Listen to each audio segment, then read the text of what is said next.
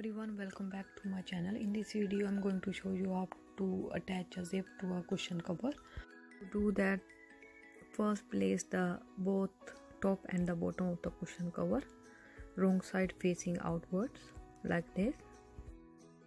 Here at the bottom, mark at 2 inches on both sides. Do the same on the both marks. Fold the unstitched fabric on both sides and iron it. Place the zip underneath this opening and secure it with the pins.